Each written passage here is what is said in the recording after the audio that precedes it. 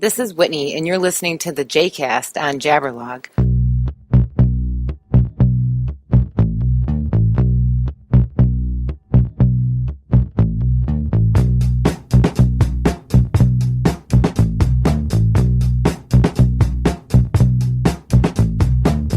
Welcome to the Jcast on Jabberlog, where we jabber about everything for everyone.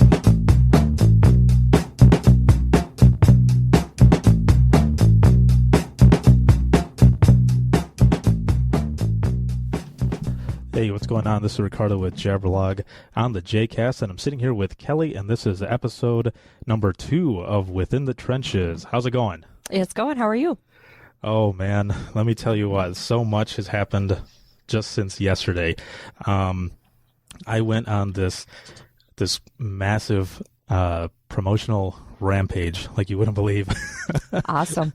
Yeah, it's been this show, for anybody who's just joining us, if you don't know anything about the show yet, Within the Trenches, it started out as a segment on my blog, Jabberlog, and it was just about my experience as a 911 dispatcher, and I wanted to do more about it. I want, there's a lot of things that we do that people don't know about, and I thought, it's about time that we get recognized for that and for people to know exactly what it is that we do on that on the other side of the phone.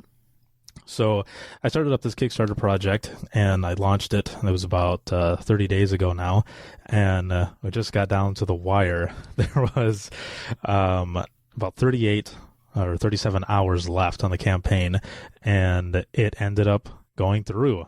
Woohoo! Yeah, I know. It's I can't even explain how I'm feeling right now. It's just nuts. That is awesome. Probably just as excited as we all are for you. Well, thank you very much.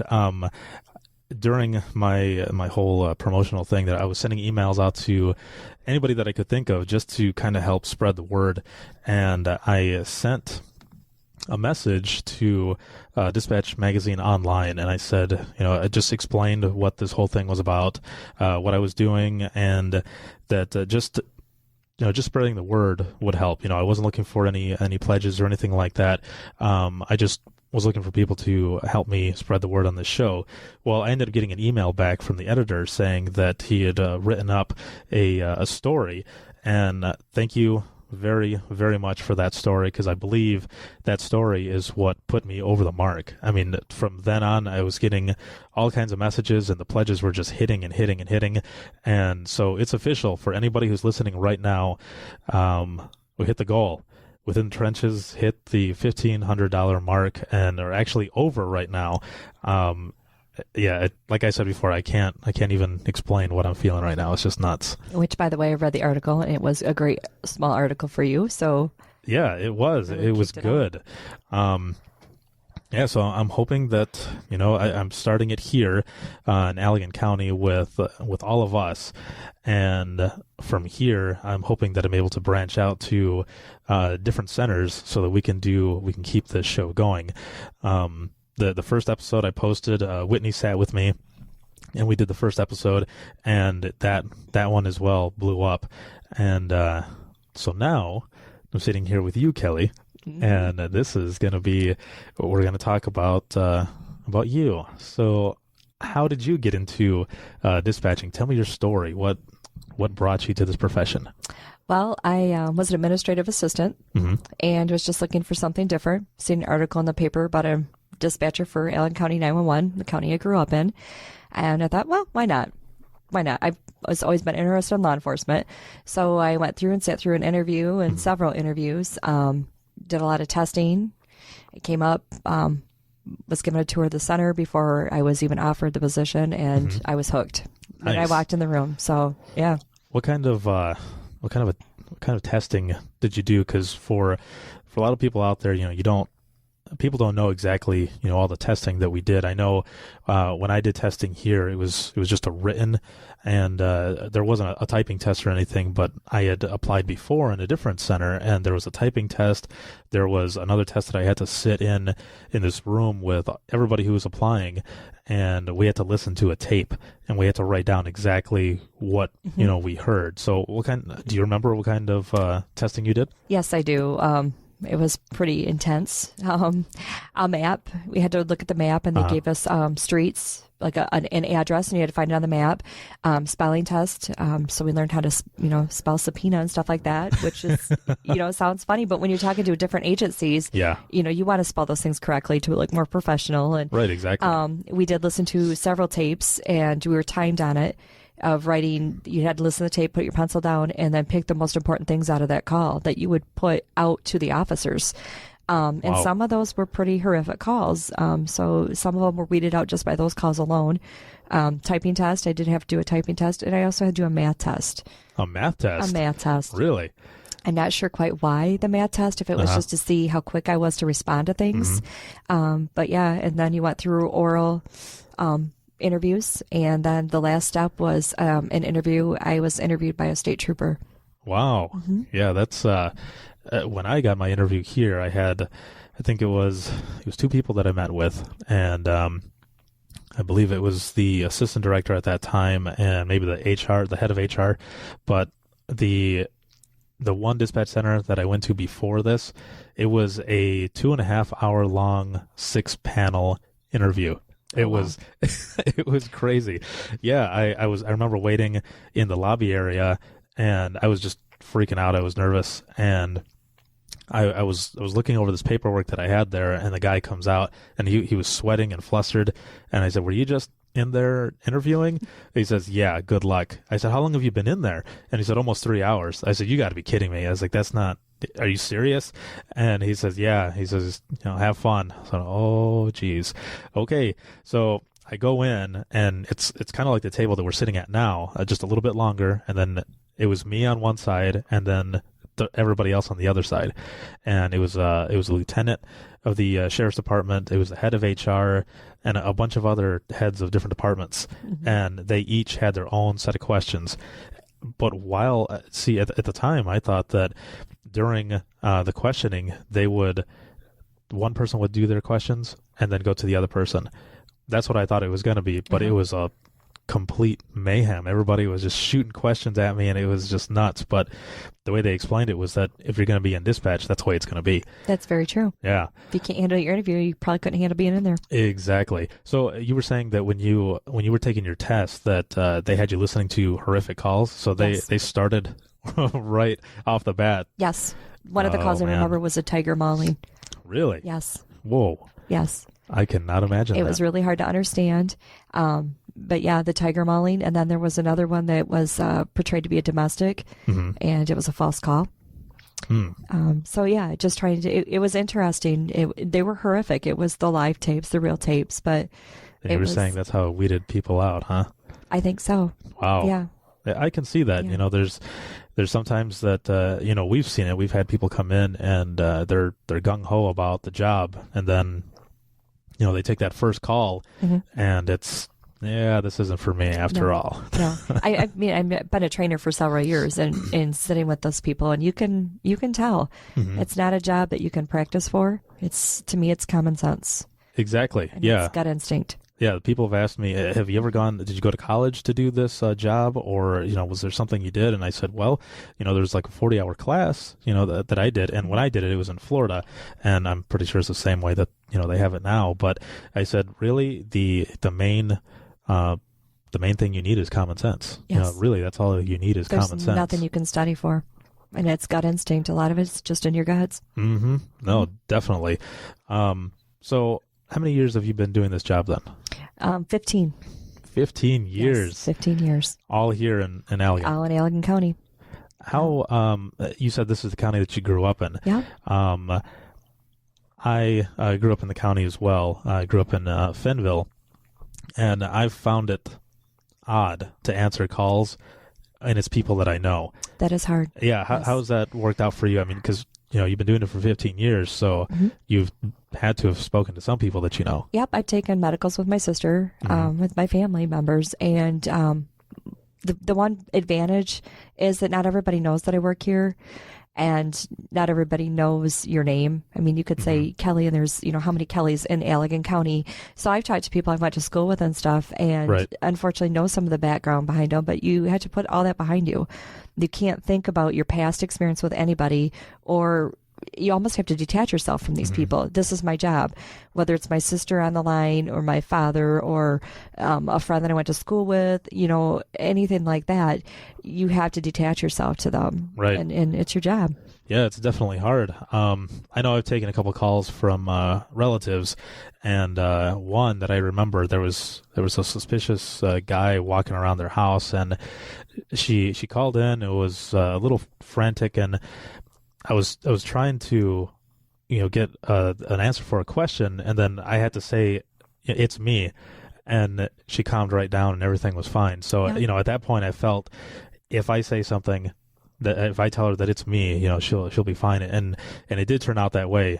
Thank the Lord. But right, exactly. Otherwise, friends or whatever, I would never say that, because I know, in certain trainings they've said, you're either going to tell this person who you are and it's going to screw up the call because they're going to feel embarrassed, right? Or they're going to get even more frantic, and it's definitely hard to judge, what you can say. Very much so. So you said you've been a trainer as well? Yes. What do you think of that? Like, how do you do it? I mean, you've got a person sitting there. What's going through your head? Like, what's the whole process of it? I mean, how does it work? Well, when they're the first day, I mean, they're nervous, and you can tell they're nervous. I mean, it brings back to the first time you were there. Yeah. Sitting in that chair going, oh my gosh, my knees are shaking. I'm shaking. Yeah. I don't want to answer that phone. I'm scared of what that call is going to be. Yeah. Because you never know. Whatever phone call, whatever line it's going to be, you don't know what's on the other end. Exactly. It could be a barking dog, or it could be, my husband's deceased, or, it could be, I've got a gun. Yes. So you don't know. And sitting next to them, it's nice to be a trainer because you see it for fresh eyes, a fresh set of eyes. And, I'm training them, but they're also training me, because some of the things that they pick up on, I've been doing it for 15 years, and not to say you're lax at it, but it's like seeing it from their perspective. They're keen into stuff that I might not have caught, kind of thing. So it's kind of neat knowing that they're really nervous. But unfortunately, you can tell by one of the first calls that they might take whether they've got it or not. Right. It is. It's something I can't explain. It's just something they're going to be great dispatchers. You've got one that's just going to be excelling at what they do. And so far, the ones that I have trained through here, those are the ones that definitely, I can think of a couple of my... That's awesome. Yeah. Yeah, for those who don't know, a lot of the training, when you start here at least, in Allegan County, we've got a training coordinator, and then the CTOs, and the CTOs are the ones like Kelly who do the other training. And within the training coordinator's office, there's a bunch of computers, so they sit there first, and that's how they start their training. They start learning our CAD system, the computer system where we put in all of our complaints, and the roads, the streets, everything else. But then after about, would you say, like 2 or 3 weeks maybe? Depends on how quick they're picking it up. Yeah, they'll move out into the dispatch center with all of us. And then they might listen to a few calls first, but then the non-emergency calls, that's all them. So they pick up the line, and the trainer will be listening on the other end. Well, then when it goes into the 911 calls, I know it's always crazy, because when I started here, our assistant director now, she was my first trainer, and I remember sitting at a console, and she's sitting at the other one, and she says, "Okay, Ricardo, once that next 911 call is yours," and I remember. I started sweating. I was like, "Oh, okay, all right, no, I got this," and then the phone rings. Like, "Oh man," that sinking feeling in your stomach, like a roller coaster ride. Exactly. At the bottom, going, "Oh no, what's that going to be?" Yeah, and I've always described, because people will say, "What is it like when you take a 911 call?"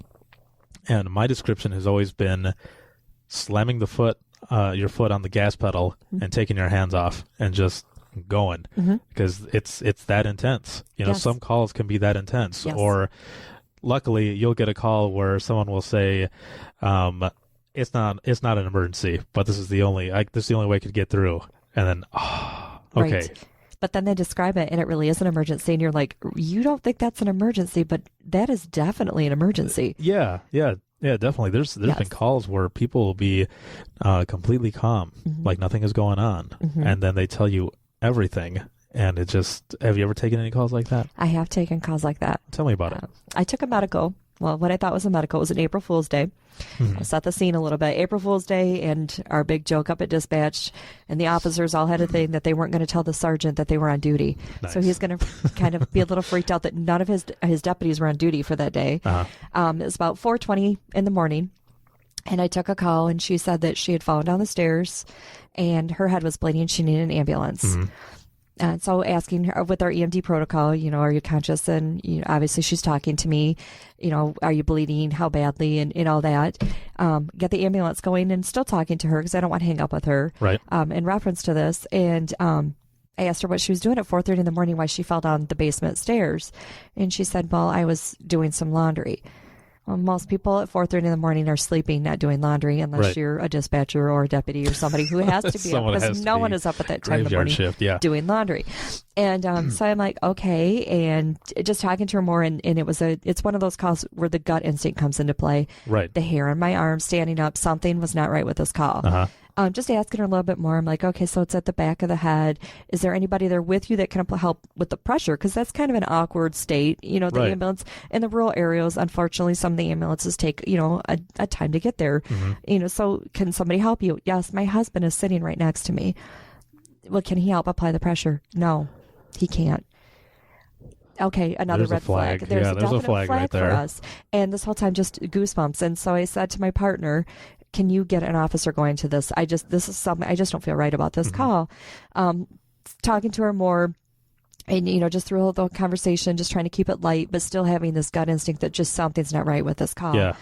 The short version of this story, because it's an extensive one. The sergeant does get on the scene. She is loaded up into the ambulance, and it turned out to be an attempted homicide on her. Wow. Yeah, I just got goosebumps right Yes. now. Yes. Yeah, so just listening to that right now, everybody who's listening to us, that's how calls can come in, where it sounds like it's nothing, or it sounds like it's one thing, and it turned out to be another. Yes. So the husband was... The husband was the one, hit her with a hammer on the head. Jeez. Yeah. Yeah. Wow. See, and that, like Kelly was saying earlier, that's what makes a really good dispatcher, is having that gut instinct, that common sense where, anybody really, you don't have to be just a dispatcher. You get that feeling that, something just isn't right. Something's not, it's not adding up. And sure enough, right there, Right. That's, gosh. Now that's crazy.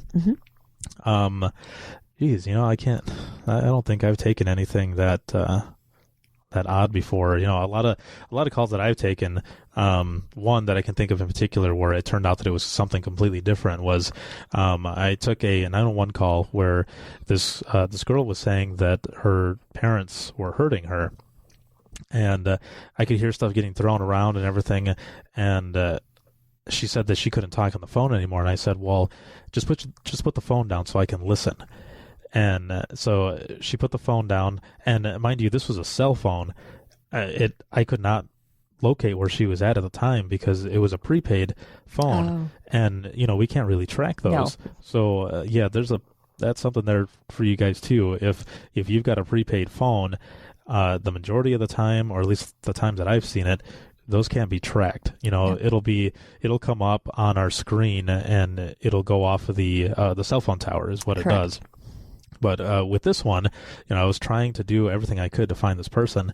Well, when we finally found the person and what I had heard, because actually somebody picked up the phone, and it was a deeper voice asking who I was, but it was a deeper voice of the person I talked to originally. Yeah. And I said, wait a minute, is this not so-and-so? And they said, no, this isn't. This is their father. And, I said, okay, you don't really sound, it sounds like you, who I was talking to before, and then they hung up. Well, we ended up finding who it was, and I mean, it was about an hour or so later, and it was a teenager who just was pissed Playing on the off. phone. Yeah, was upset with their parents because they were grounded and was trying to do this, and yeah, that was one of those where, you know, you're going, you know, a million miles a minute to find this person because it's a huge deal that's going on, and then it turns out to be like that. And we've had that before with the prank phone calls with over on our east side. Oh, yeah. Where they were continuously calling, and I think we tracked like 60 in so many minutes. It was just an ongoing thing, and it was a prank caller thinking it was funny to prank dispatch. Yes. Really funny, and not realizing that they are taking away from somebody who really needs us. Yeah, and exactly. we ended up sending, I'm not sure if he was a sergeant at the time, but one of the sergeants went door to door because we had an open line, and we could pinpoint where the tower was, and he went door to door in that whole area and did eventually find who was doing it, who was, you know, making the prank phone calls. Yeah. And realizing that is, thank goodness, a crime at this point. You know, misuse of 911. Yes. She was arrested for it. Yeah, you can go to jail for misuse of 911. Because unfortunately, this was not a teenager. This was an adult that thought this was funny to do. Yeah, I remember that. Yes. Yeah, that was an interesting one. And we do have that. We do. People don't realize too that when you call 911, you hang up, you do get the officer out to your door. I mean, that is something that is Allegan County, and I know not all counties do that, but Allegan County, if you hang up on us on a 911 line, if we don't talk to you, you will get an officer out to your door. And we do have kids that call up and prank us, and, you know, kids will be kids and they think it's funny. Right. And when they deny it, but the officer's standing there and pushes redial and it calls me again, you know, there's consequences to that. That's our moment of triumph. Yes, it is. Unfortunately, it's like, yes. Yeah, and then we go to the next call, and it's just yes.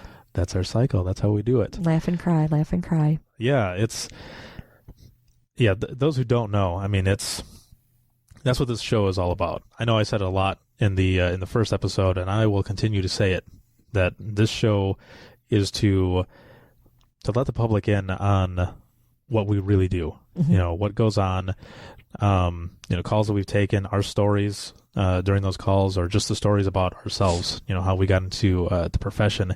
And so far it's been a hit. You know, I'm going to keep doing it. We're going to keep going. And to go back though a little bit on some of the calls that you've taken, and this is something for all of those who have ever talked to a 911 dispatcher and have said, so what's your funniest call? So here we go.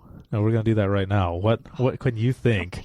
What can you think? Yeah, this I'm is being one of put on the spot. Exactly. Here we go, and we are live on Ustream as well. So you have all the. I mean, I guess our sense of humor. Sometimes what we think is funny, the public doesn't necessarily, and that is how we. I mean, that is how we help heal. I guess. Right. You know, the things that I might think is funny, I will go home and tell my husband. He's like, that's kind of sick. But it's like, it's either laugh or cry, and we have to choose to laugh in our profession. But I mean, some of the funny calls that I can talk to about on the air. Yeah, exactly. You know, it's just like somebody calling 911 because his neighbor stole a cup of sugar. Or he has, you know, his goldfish, somebody stole his goldfish. Or he knows the one call that he knows somebody had killed his goldfish. He knows somebody came into his apartment and killed his goldfish. Wow. Well, why do you believe that? Because it's dead, and when I left for work, it wasn't. Okay, it's a fish. Why do you think somebody broke in? And, you know, it's those kind of funny calls. Yeah. It's just the funny calls you get when people are driving down the highway and they call in stuff that you laugh at because it's, you know, they're saying, I know that this car was going 90 miles an hour or more. And our gut instinct, because of who we are, is like, well, I didn't realize that cars became equipped with radar. And, you know, you're going to put this out to the officers who are probably thinking the same exact thing, unless you're trained for that kind of thing. Right. You know, he's probably speeding. Yeah, or are you speeding as well, trying to catch up to this person? Or that is another one. Well, I'm going 90 and they're pulling away from me. Well, just because you're calling it doesn't mean I can give you permission to break the law. You are breaking the law still. Yeah. Kind of slow down there and keep yourself safe. Exactly. Yeah, that's another thing that we have to do. If somebody calls in and, you know, they're saying one thing, if we think that's not a safe thing to do, that's what we're going to tell you, is to stop following the person, because it's just going to, you know, it's going to make it worse. Right. You know, I took a domestic once, which I'm going to say this right now, especially because, you know, we're on air and just in general, this is the way I feel. Domestics are never funny. It's not anything funny at all. However, there are some times that the people will talk about things or things will happen that you just have to kind of chuckle at. So this is a domestic call, but there was no fighting. There was nothing like that. It was just an argument. And I think this was one of the first domestics I took when I started here in Allegan. And this guy was upset because his girlfriend was in his camper, and he just kept yelling, "Quit throwing my spam out! Why are you throwing out my spam?" And I'm biting my lip because he was just so upset that she was throwing out his spam, and I can hear her in the background saying, "You don't need this spam." And oh my gosh. Yeah, I mean, the officer got out there right away and ended up being fine. They said sorry to each other, and that was it. There was no arrest. There was nothing. It was just an argument that got out of hand over spam. And thank goodness we're not on TV. We don't have video phones. Yeah, that might have made it even more funny. But yeah, I don't think domestics are funny at all. No. But in this case, just a simple argument over spam, that can be funny. Yes, that can be funny. Those are calls that we get coming in. I described how I felt or what I thought taking a 911 call was like. What do you think about it? Whenever you've taken a call, or even your first call that you can think of, what was it? What was it like? Like, what was your thought? Because we multitask so much that we can do almost everything in there. We've got people saying stuff on the radio. We're talking to each other. We're taking a phone call. There's so much going on that even when I'm taking a call in my head, I can think, wow, this is a crazy call. But right. For taking a 911 call in general, what's that like for you? To me, I guess I can refer it to like being at the top of the roller coaster. Right when you get to the top, you're going to go down that big hill, and you're like, why did I get on this roller coaster again? Oh, no, I know what's coming, and it's too late. Yeah. You're in it, and you go down the hill, and your stomach just goes, it's gone. Oh. And that's what a 911 call to me is, just because you never know what that call is going to be. Mm-hmm. It could be, when's the parade? I don't have any power. It's something, a barking dog that we're thinking, why did you call 911 for this? Really? This is not an emergency. Mm-hmm. Realizing it is to the caller, obviously. Right. But it could be something like that. And so you kind of can't just say, oh, it's just a 911 call. Then right. We always have to be prepared. Absolutely. And you never know. I mean, you answer that call and it could be the barking dog, or it could be my baby's not breathing, or right. Or my wife's in labor and we can't make it to the hospital. You don't know what any of those calls are going to be. And that goes for the same as the 7-digit. Mm-hmm. You don't know. Some of triple homicide that we had in our county was taken on a 7-digit. Yeesh. So you never know.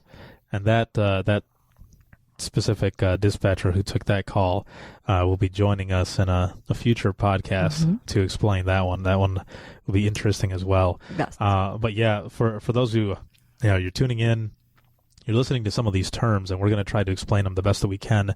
7-digit lines, those are just our non-emergency calls that come in. We've got about 5 or 6 different phone lines on our phone system, give or take. Mm-hmm. And so we've got all of the 911 calls that can come in, but we also have 2 other ones where it's all of our non-emergency calls that come in as well. Right. And then, of course, we've got our silent observers. So correct.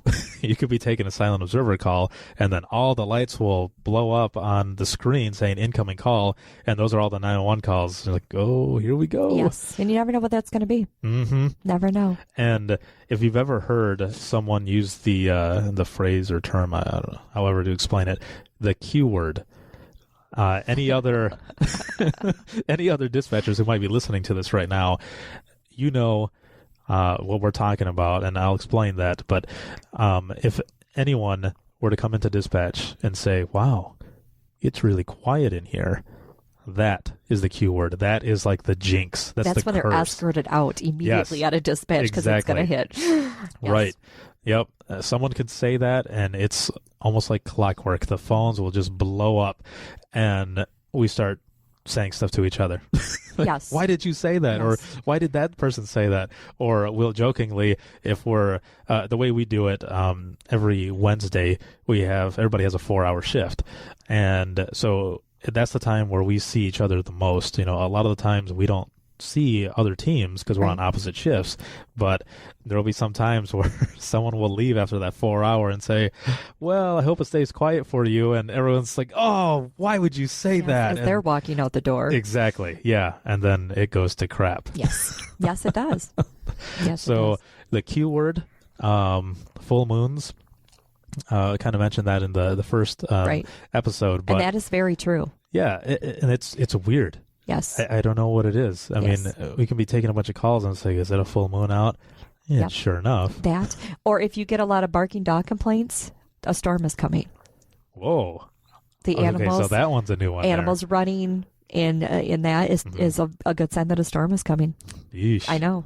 We've got all these dispatch superstitions. We kind of sound old-fashioned. A storm's a coming. I know. But Oh man, I can feel the pain in my knees. Yes, it is very true. But the full moon is a myth to some. But if you ask, and I think emergency personnel as well. Oh it is definitely, you can tell. Yeah, anybody in emergency services, the full moon or within dispatch the Q word. Yes. So don't mention the Q word. Never. Then it goes to crap. And don't mention the Q word to the deputies either, because it jinxes them too. Yeah, that's for sure.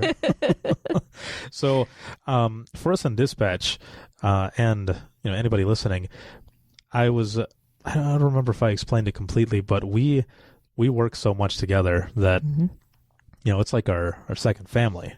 We spend 12 hours, sometimes 16 hours a day, with each other, depending on, if somebody calls in. The way we have it here, at least in Allegan, is we've got a force-in list, and the dreaded force-in list. Yes. And if somebody calls in and we go down the list for that overtime and nobody takes it, we're on there for whatever we get forced as overtime. You're stuck. You're not leaving. Yeah, so a lot of times we'll see people that walk into dispatch, and they'll have bags of stuff. Yes. And I know I've seen you with bags, and I come in with bags, and the bags are full of food. So that if for some reason, we did get forced over, we'd have that extra food there so that we can eat, because if not... And Mountain Dew. Yeah, something to keep us awake. Yes, we go through a lot of coffee and stuff to keep us going. Because, like I said, I think the longest shift I ever worked was an 18-hour shift. Mm-hmm. But I at least I had a chance that I could come into the room that we're in now, our quiet room. That's not so quiet. Yeah, so that we can rest. We've got a couch in here from like 1975, and it pulls out in a bed, and we can sleep if we have to. So. That was good. That was actually during a time where there wasn't a lot of us working, and there was a lot of forcings going on because there wasn't a lot of us here at the center to do it. But we got to keep trucking along. We got to do what we got to do, especially on our long weekends. There was the weekends that we do work. I mean, you work your 12-hour shift and you're forced in. You might not be forced in where it connects to your shift. You might be forced in the middle of that shift. Yeah. So, you do probably end up sleeping here if you don't live super close, because you're only going to get a couple hours of sleep, and then you're right back in it again, and then it's possible you're getting forced in again. So there was that weekend where I know my team was forced the whole weekend. Yeah, I remember that. It was a rough one. You're like, what, 30 or 40 minutes away? About 25. 25? Okay, so then I'm if I do the speed limit. The same way. Which is a whole nother podcast. Yeah. Yeah, I think I'm about the same amount away. So for Kelly and I, we drive from different counties to come and work in this one. People have always said, why don't you work in Ottawa County? You live only about 10, 15 minutes away. And I always say it like this. It's not that I don't want to work with anyone that's there, or the people or anything like that. My mentality of it is, and I know my wife has said it before with other things, but ignorance is bliss. Correct. I don't want to know what's going on in my neighbor's house. That is exactly it. And this is my comfort zone. This is, and probably for you too. Right. This is our county. We grew up in this county. Exactly. I know this county better than, I've lived in Ottawa for 20 years now, but this is my county. This is my home. Right. Yeah. And kind of backtracking a little more what we were talking about earlier, speaking to the people that we know, one call that kind of destroys me every now and then I think about it. There was a year, this was maybe 4 years now ago, my grandmother was at my aunt's house, and she was dying, and we all knew that, it was getting close. Mm-hmm. And we had set it up here at work where once I found out that I could leave and somebody else would come in so that I could go and be with my family once my grandmother passed away. And for whatever reason, when the phone rang, my partner had gotten up to go and get something from the kitchen, and I was the one on backup for phones. So the phone rings, and I hesitated. And I hesitated only because I just had this odd feeling. The gut instinct. Yeah, exactly. Mm-hmm. And right before I picked up the phone, I looked up at the screen, and it was my mother's cell phone. And, I said, what I usually say when I pick up the 911 calls, and it was my cousin on the other line saying, Grandma passed away. So, yeah, knowing the people within the county that you work in is hard. It must have been just meant to be that I would take a 911 call that had to do with my family at that moment, that I would take the call of my grandmother passing. Right.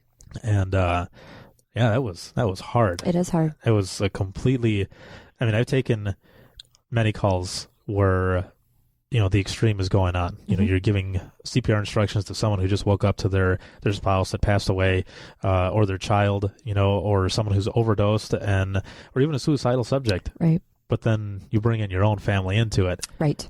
And it's just... When you bring your family into it, that's the hardest part. Those are the hardest calls. Mm-hmm. When you take a child call and you've got kids of your own and it's their age. You detach yourself as a dispatcher. It's sad that somebody passes away. It's sad when a house fire and people are deceased, but it's when you take a child that's your kid's age, or you could place yourself in that scene, is when it hits home the most. And we don't actually visually see anything. Right. So sometimes our worst visuals in our head are much worse than the scene, exactly, or vice versa. And then you bring into the deputies into it. And, we talk about knowing people on the other end of the phone, but it's also knowing the people on the other end of that radio. And as well as, for us, we know what our deputies look like. The majority of us do, but ours are voice recognition for us. Right. And that's, to me, that's one of the harder ones too. It's not just necessarily the phone calls that we take. It's being on the radio end of it and hearing one of your deputies or one of your troopers or officers, whoever you want to call them, one of your own is what we consider them, one of us. Right. In harm's way, or knowing that they're looking at a scene that is just horrific, and we took the call, but they're visualizing that and knowing, it's not just they're our family too. We talk about the dispatcher sitting next to us for 40 hours a week are our family. I see my partners more than I do my husband and my children, in all honesty, for the job that we do. Right. And we put them in there with us. We're sitting there with them, even though they're in their vehicles and we're up at dispatch, but they're a part of us too. Mm-hmm. And in taking those calls and hearing their voices change, it changes us. Yeah, I know I've taken a few, just being on radios, sticking with that, you can hear that the switch in their voice. Very much where they're rattled. Yes. And then, especially knowing them, because I hang out with a lot of the officers, since we've all had kids recently, right? It's a little different. We haven't hung out a lot since then. A lot of other things going on, but before, we were hanging out all the time, and we've all become pretty close. So hearing them or knowing the way they are, that they're the type of person that they are and everything. But then you hear them on the radio when they're on the scene, and you can hear the rattled in their voice, like you were saying. Yes. It gets to you as well. It does. And sometimes that's harder for us.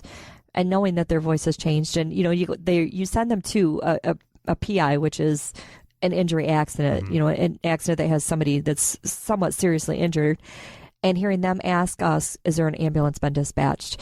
Knowing they know that we do that. That's an automatic. If there's an injury, an accident, and there's injuries, that's an automatic ambulance dispatch. Right. They know that, but you can tell when they get to the scene how bad it is if that's the question they ask. That's their gut instinct, right? Or hearing their voice change is tremendous. I did a house fire with one of the deputies, and knowing I heard his voice. And it wasn't like it was a drastic change in it, but you could tell the severity of the house fire. Right. And this one was where the mom was going in to rescue her child that was left in the trailer that was burning, and him going on scene. And you got to remember, too, the deputies, we know the county, we know people because we grew up here. The deputies know them face to face from dealing with them. Yeah, exactly. And being in those small communities that they're in, knowing the person that was involved in this fire, hearing his voice change, and then having me go and dispatch the fire department, and knowing that my voice is going to change, too. But knowing that my voice I have to be strong for them on the other end. If I show that I'm rattled, they're going to get rattled. Yeah. And sometimes our voices, because you can't see our faces, are the calming effect for the first responders, the deputies, the ambulance people, and knowing that what they're seeing, we're not seeing, but we're going to see it through their voice. Yeah, it's amazing what you can feel just from hearing certain things, and in different calls that we've taken, some people might think that we're just there, we're just there doing our job. And that's not all it is. And that's, one of the things I really want to make clear with this show, that we're not just a voice. When we're taking that call, we're right there with you. Yes, we are. You might not hear it in our voice because, like you were saying, we have to be that calming voice. That I've always said that in the moment of crisis, we are the voice of authority.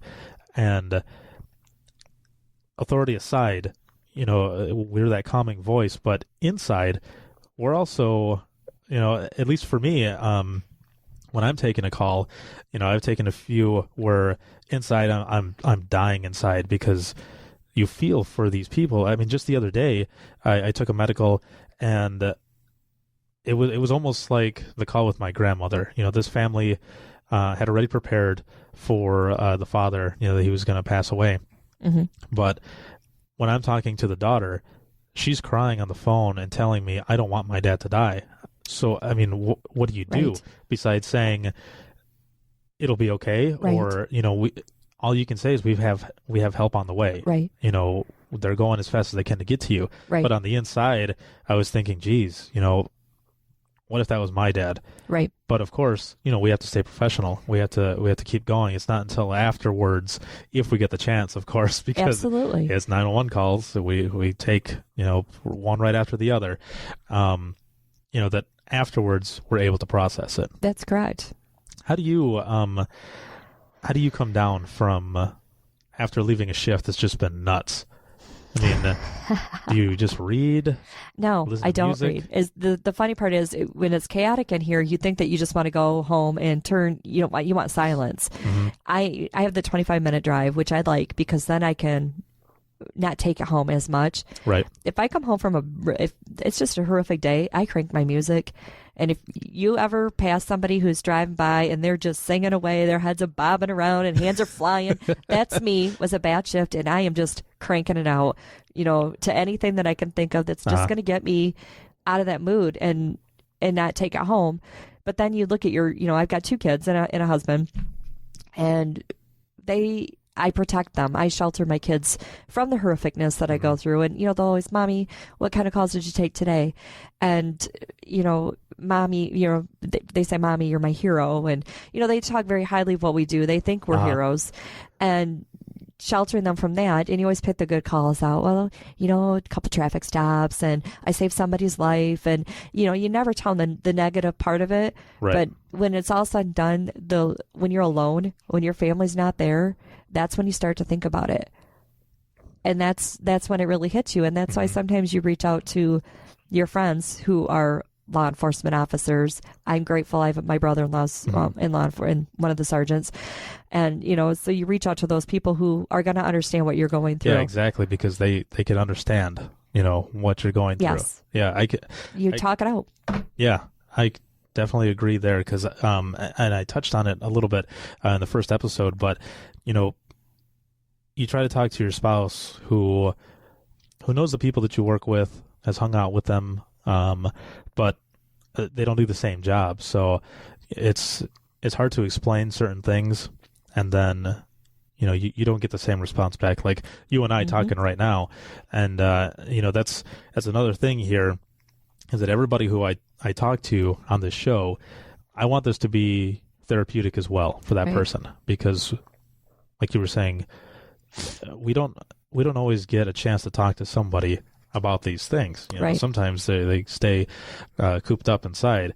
But I'm hoping that with this, just talking and letting people in know exactly what we do and, what goes on within our centers when we're taking calls and how, our mentality of it, what's going through our heads. And then, you telling your story, that you'll feel better afterwards. Right. So what was I getting at there? There was a call that I was going to mention. One call that really, really bothered me. And it bothered me enough to where I had to call my brother after the shift to talk to him about it. It was a suicidal call that I took where this girl had called, and I could hear what I thought was another girl yelling in the background. And it turned out that it was actually a guy. This girl's boyfriend's brother had committed suicide. He ended up shooting himself. And the way the whole call happened, and I don't want to go into complete detail with it, but that one affected me enough that when I was done with the call, the first thing I did when I got out of work in the morning was call my brother, because that hit home. And I remember discussing that call. And yes, they are horrific. And how do you not take that stuff home? Sometimes, we can't blame ourselves for what other people do, but we do hold some of that to us. Did I say the wrong word? Did I not show enough compassion? Did I not do this? Suicides are horrific. I mean, for us as dispatchers, we don't like to take those calls. We don't, because you feel like you're the last hope. They're calling you for help. They're not necessarily wanting to do it, so that's why they're calling you, or they would have just done it. And for some of them, unfortunately, sitting in the chairs that we have some that have taken it where they've killed themselves on the phone with us. And what could you have done? Yeah. And but that'll eat you up forever. You have to realize, what? You did the best you could. You were there for them, and the last person they talked to had a heart. I mean, we're good people. Our partners are all good, and there's not one person in my dispatch center that I would not want to sit next to and dispatch and have my back and me have theirs. And we are family. But it is horrific, some of the stuff that we take with us and how the public beats up on us for. I know you talked in your first podcast about how the news just portrays us in a negative light at times. And that's horrific. I mean, there are some things that people just don't really realize. When you have a traumatic event going on in the county, the road being washed out, is horrific. Those phone calls are ringing off the hook. The phones, I remember it was like the day after Christmas, and who would have thought, it was a couple years ago, and me and my two partners are there, and it's a casual day. I mean, we were literally kicked back, relaxing, probably reading our books, stuff that we do at dispatch just to pass the 12-hour shift away. When there's no calls when there's in. Nothing happening, that was a typical day of nothing going on, and wham, all of a sudden, all the snow that we had warmed up enough that it had melted, and there was no north-south street in Allegan County that you could go on. It was horrific. The calls ringing in was nonstop, to the point where if you need to go to the bathroom, you were going to go right where you had. If you had food, hopefully you have a cup. Exactly. There was no eating, there was no drinking. We could not leave our seats. It was that crazy busy. But we get blamed for some of the calls. Well, why aren't you doing this? And why aren't you doing that? And realizing that there's so much going on. Your call is important to us. Yes, I realize that your road is washing away, but you're not in immediate danger. We have life and death going on too. The gas explosion in Salem, when that gas line exploded. I mean, I remember that day specifically, sitting there absolutely doing nothing. And I took the one call that said, I just heard a big explosion. And all of a sudden, all the lines were lighting up, and realizing that your phones are ringing, but I can't answer all those calls. I've got to get fire, I've got to get an ambulance, and I've got to get a sergeant notified that this is what's going on in our county. We don't know what's going on. Yeah. It's that kind of stuff. And you talk about the house fire in the southwest part of our county. That deputy went to a house fire where a 4-year-old child was found deceased. The mother should not have been able to talk and was able to talk to and say what was going on. She later unfortunately died. He was called away from that house fire to go to a suicidal subject down the road with a gun. She was pointing at herself, but also at her husband in a graveyard. And I took that call. So, we go from boom, boom, boom, and there is not necessarily any downtime in our shifts. There are days when, in all honesty, there's a lot of downtime. But we had to be prepared for the downtime, and we had to be prepared for it hitting the fan. And It literally hits the fan in an amount of seconds, and you cannot sit there and look out the window and predict what's going to happen. Yeah, and I was saying earlier, we only have about 5 lines on our phone. So as Kelly's talking about these calls that we get that come in that are just huge events, if you're calling into 911 and we're not answering, it's probably because by that time, every line has been put on hold, and we can't put anybody on hold anymore. Right. So we're trying to take as many of those calls as we can.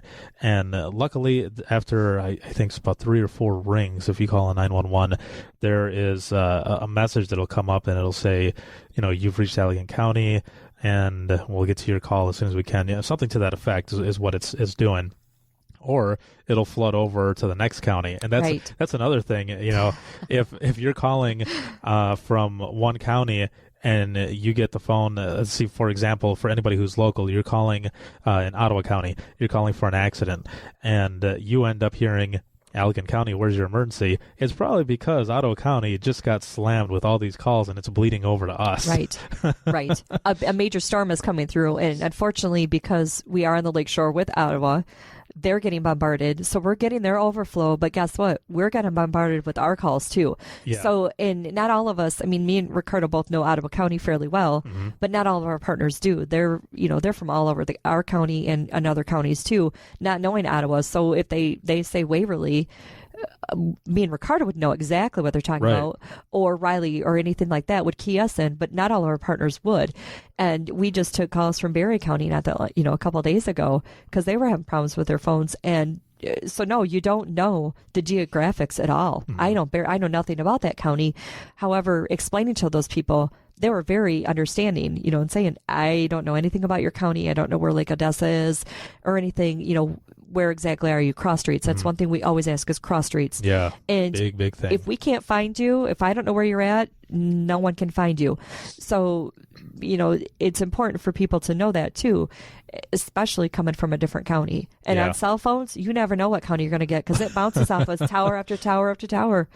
Yeah, it's just like if anybody out there has any of the VoIP phones, what is it, the voice over internet protocol or something to that effect? The VoIP, it's like Charter or AT&T. It's the internet phone services. When all of that first started coming out, we were getting phone calls from people that were saying, how come I didn't get to you right away? It went to some center in Atlanta or something. Right. That's the way the service is right now. I said, that has nothing to do with us. Right. I said, that's the service that you're going through. And, luckily now it's a lot better. But before, I know we were having a huge problem with that because people, and I don't know if it was the communication problem with the company and the people who were buying the service. But I remember taking a domestic once where it came up on the screen. It had the name, the address, and everything else. We had people screaming over there, and the phone ended up getting put off the hook, and I could just hear everybody screaming in the background. So we had people hauling over there, and finally somebody picks up the phone, and I went to verify the address, and they said, that's not where I live. I moved from there 2 months ago. I said, well, where do you live then? Because this is the address that's coming up on the screen, and nobody was answering. I couldn't get that. I couldn't verify that from you. And they were like 2 cities away. So everybody who was hauling to that one section of the county had to whip it around and go back to a different section all the way on the other side because they had moved. Yes. But, luckily, those VoIP calls are a lot different, a lot better now. They are. And people understand them more too and realize that, that address carries over no matter where they're calling. They have to tell us where it's at. And I think they were just assuming it wasn't, that it was given the correct address. Right. And, the medicals, that's not a good thing. That's, especially always, medicals. Yes. We've been talking, we had a lot of let's see, how can I put it? Bad stuff, maybe, or in the first episode, and I'm saying it now too. I don't want this show to be a downer. So anybody who's listening, I want this to be interesting, educational, humorous, serious. But I don't want it to be a complete downer. So I mean, we have talked about a few calls that are crappy, but that's another thing that that's what we do. Those are the kind of calls that we take. People don't call us to say I'm having a great day, it's beautiful outside, and we're getting along awesomely. Yes. We take negative. I mean, there are the few far in between. I mean, you deliver a baby. That's probably one of the Aren't you on the plaque? best. I am on the plaque. You tell us about that, because you are on that. We.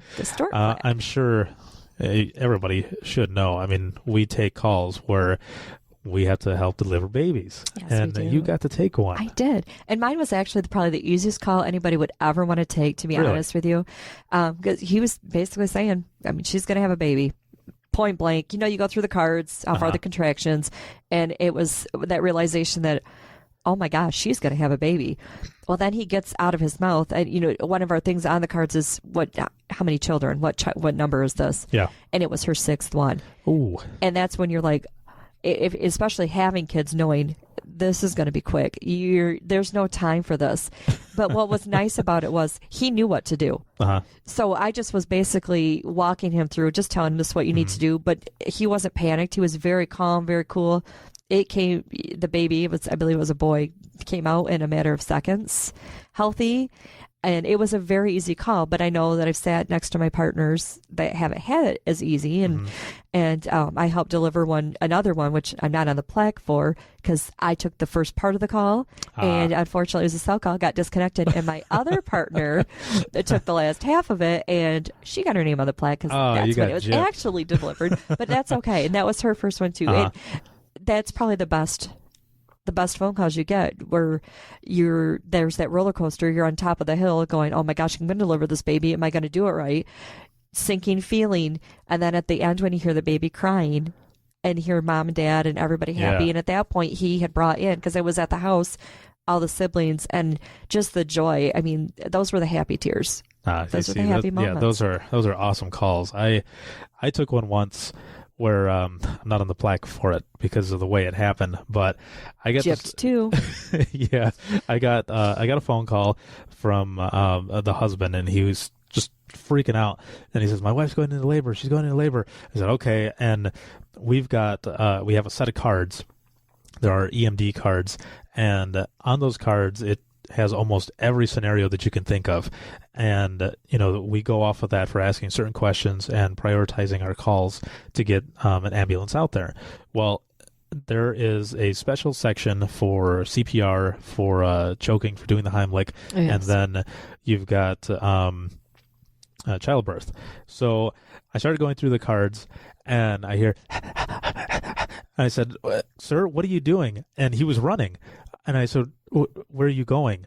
And he says, I'm just running next door. This was an apartment complex. He said, I'm running down to my neighbors, or to my friends, to leave my kid over there. And I said, you left your wife by yourself? And he said, yeah, I'm going. And, I can hear him talking to his friend, and, hang on to my kid because his wife was going into labor. And then I hear him running back, just. Well, it's her second one. She can do it on her own. Yeah, it was funny to hear him, because just the way I could picture him running, like sprinting back over there. And right before he had left, though, I had told him, you need to get the cloths and everything else, the shoelace, so that you can tie 6 inches from, for the umbilical cord and everything else. So he had that stuff waiting there already for when he went back. Well, when he ran back, the baby had already come out. So he missed it. Yeah, so he was right when he went in. I could hear the crying and everything. I was like, "Oh, well, congrats!" And right as that happened, the ambulance got out there as well, and I believe it was a little girl. So I didn't get a chance to say, name it Ricarda. But that was probably my closest one. If he would have stayed there, I would have ended up on that plaque. Yeah, Maybe we should start a different kind of a plaque. An almost stork an almost plaque. stork plaque. Yeah, this one was funny just because of the guy, how he was running back and forth and it just left his wife there. I mean, I can just hear her saying, "Where are you going?" Get back here. Yeah. Oh man. Some great stories. Well, we are coming up on the 1 hour mark. Wah, wah. Yeah, of episode number 2 of Within the Trenches. Thank you, Kelly, very much for joining me for this episode. Thank you and congratulations. Woohoo. I know. Yes, we did it. For those who didn't hear the first part of this episode, this whole project, this podcast, Within the Trenches, it's all about 911 dispatchers. They're our stories, our experiences, to let the public, anybody know what really goes on in the dispatch center when we're taking these calls. And this was a Kickstarter project that I launched, and it got to the wire. Like I was saying earlier, it was about 38 hours left, roughly 2 days, and ended up making it. We hit the goal. We're actually 200 or more over the goal, and I'm floored.